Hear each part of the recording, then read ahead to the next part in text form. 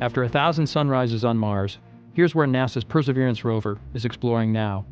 A river environment, billions of years old, that tells a dynamic story of the forces that shaped it. Let's take a tour of this area and see where we'll send the rover next.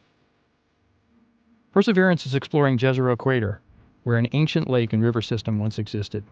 If microbes ever lived here, signs of them could be preserved in these rocks.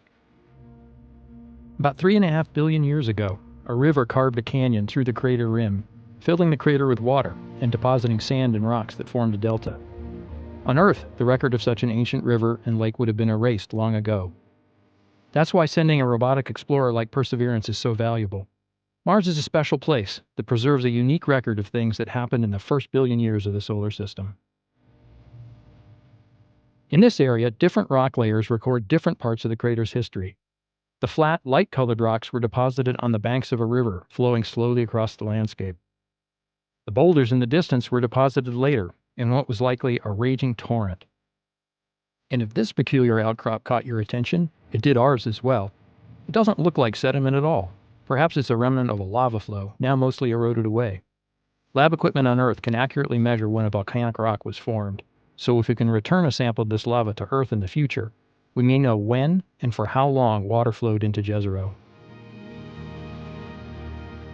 From here, Perseverance will continue west. In the distance, you can trace the tops of the natural levees that formed at the near and far banks of the river.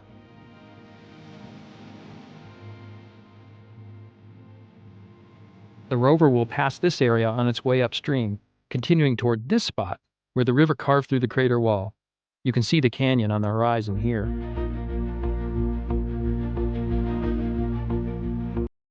From there, Perseverance will be well positioned to head south and ascend this natural ramp that leads up and out of the crater.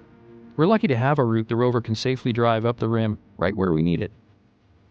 Starting the climb would mark a new and exciting phase of the mission, exploring rocks far older than those in Jezero and produced in an entirely different way. One tempting target are these light-colored rocks partway up the rim. They may have interacted with hot water in a hydrothermal environment, another exciting place to hunt for evidence of past life. Since finishing its study of the crater floor, Perseverance has been climbing the delta and piecing together the history of this once watery environment. We've come a long way in nearly 3 years of exploring and collecting samples, but there's still so much more to investigate. Follow the journey at mars.nasa.gov/perseverance.